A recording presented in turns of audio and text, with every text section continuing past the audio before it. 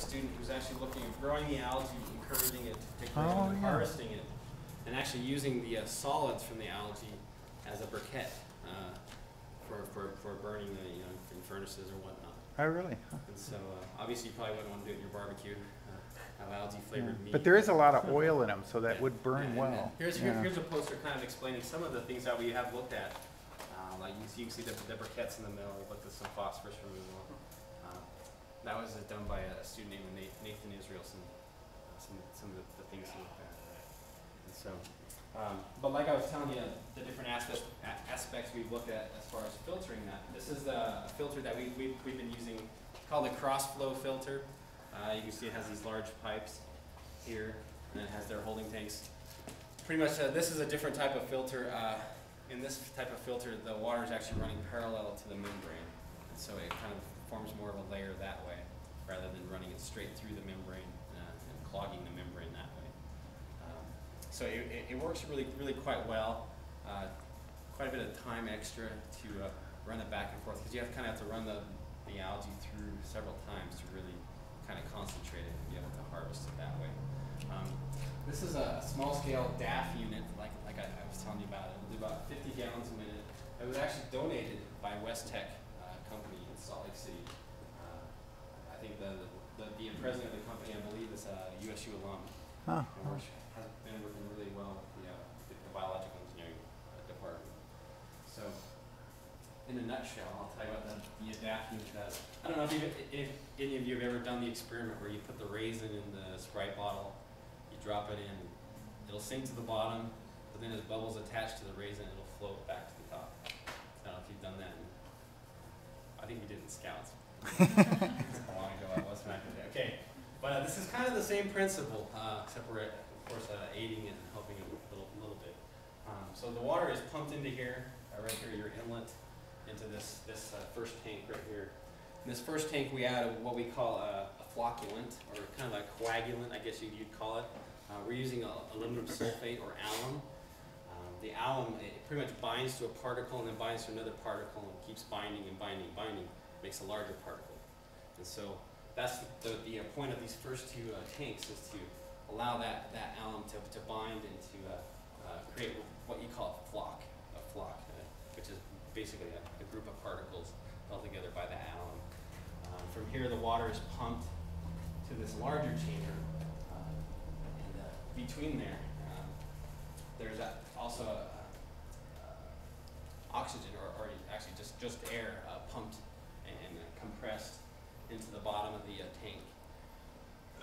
And by compressing it and adding it to the water, it becomes super saturated with bubbles and air. And so it forms millions and millions of micro bubbles. And those little micro bubbles will adhere to that flock and float everything to the top. Like the raisin. Right. It's just like the raisin. Yeah.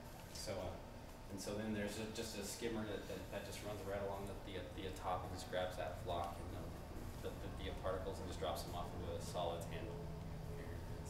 And then your clean water flows out. So it's a pretty basic system. Like I said, this one will do about 50 gallons a minute. So we'll definitely have to do something larger to accommodate 15 million gallons a day. And so, but it's a great technology. It's not really a new technology. Wastewater treatment facilities, actually drinking water facilities, also use this technology, adapting it. And so, so it's a pretty proven technology that we're looking at doing. So at this point, your water's clean. You have clean water. You're meeting your standards. But now we have these algae solids that we have to take care of. Several different things we can do is we can land apply them, or we can dry them in a drying bed, and then compost them. We have our own composting facility there at the landfill. Another aspect that the university has asked us to look at is using them in an anaerobic digester. A digester is pretty much like a big pressure cooker. You put everything in there, your solids in there, and you put a seed or a starter culture of some bacteria or whatnot. And as you cook that stuff in there, that bacteria will break down the solids. And one of the byproducts we're looking for is methane, or natural gas. And so from that, we hope to be able to generate our own power. Our hope is to be able to power our whole facility from the solids we're removing from our wastewater. So, That'd be neat. I'm hoping, Yeah, yeah. that And would we actually have some pilot scale digesters over here. We can go take a look at real quick. Yeah, Okay, maybe minute or about two. a couple minutes. Okay, cool. We have some different students working on that. We have some students working on the the harvesting. We have some students working on the growth of the algae. So we probably have 10 to 12 students actually working on this project here at any given time. Yeah, that's good. And these are students funded by the city or by EPA grants funded or by- somebody?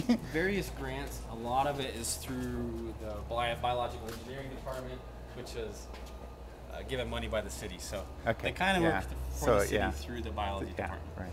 So I don't know if you want to come and feel, but it's actually quite warm. You can feel Because of the that digestion? activity going on. Yes. How are you, Dr. Hansen? Hi. Carl? This is a Another a tour. watershed sciences That time class. of year. So like I said, everything goes in. People can go sludge feel if and they whatnot, want and as that breaks down, you get you capture your gas, and you run it through various different apparatus to dehumidify the water, and then right? This takes out hydrogen sulfide And and sulfide in water. water. Okay. Right. So. And last time I was putting this in, now this time I'm putting a bigger line in because Right. we're making so much gas. Great. Wonderful. So, taking out all stuff. Yeah. So yeah. Is there any advantage to being sort of co-located with the landfill? Is there any way to get some of their waste Oh, yeah. to, yeah. Yes. That's actually what's running in here is actually food waste right now. Food waste. Yeah, okay. So, Cool.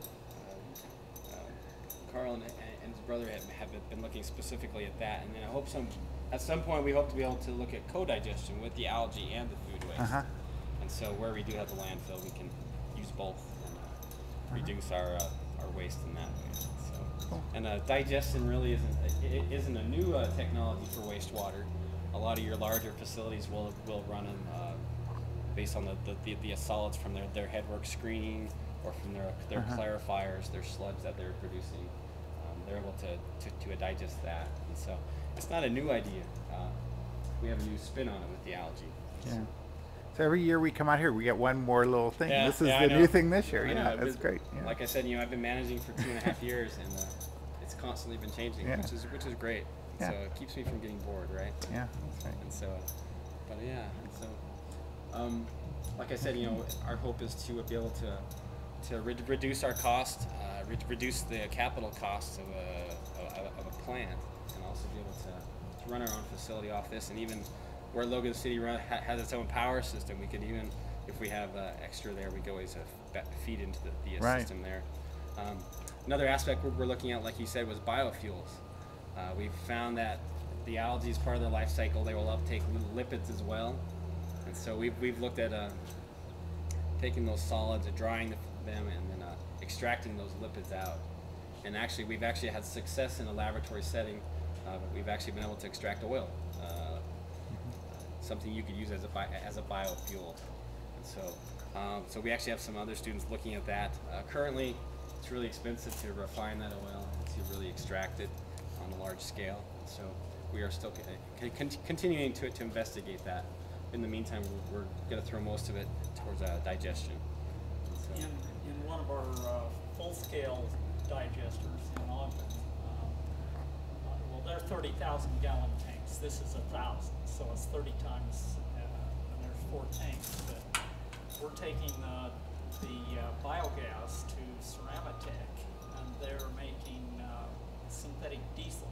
Oh, really? A high-quality synthetic diesel. It's better than your biodiesel that you get from soybeans and corn, because it does not gel and it's lower sulfur content than So better emissions and diesel. So we're really excited about that. yeah. So it's another aspect to look at. And unlike corn or soybeans, we're not competing against crops. Nobody Right. wants the algae. Yeah, right. So it's not like we're dedicating. a Some field. of us like algae. Well, some yeah. of us like algae, but we don't have a whole lot of use for algae. Right. So, Well, Does the algae gel at cold temperatures? Have they I don't know. tested that? I don't know. I know here in the lagoon, they'll be green pretty much until it's frozen over. Actually, even through the ice, they'll still be green. Or I don't know if that's gel. The biodiesel. I don't know. I don't know if that's something. The fatty acids they start with have really Yeah. are really cold tolerant. That's why seafood's so good for you to eat. Right. You know, it's Yeah, that food chain. So Yeah. that's something we'll Say definitely look that at. produces algae year round. Yeah, cool. Yeah, You and can get some sunlight. until there's Yeah. snow on the ice, actually, There'll be it'll be yeah. green beneath the ice even. So Yeah. it'll grow year round as long as there's sun and nutrients. And so, Okay. yeah. Well, Jim, It- very You're very much. welcome. We Are there any should get questions? back. I, Yeah, you know, I you kind guys. of breezed We through didn't. a lot of stuff, whatnot. Science is neat. Yeah. Well, it's Staying kind of cool. this is kind of a nice mix between science and then some of the engineering stuff that's Right. going on. So you can kind of get a sense if you're thinking about careers. Good There's blend of different science, ways yeah. to go on some of this stuff. And,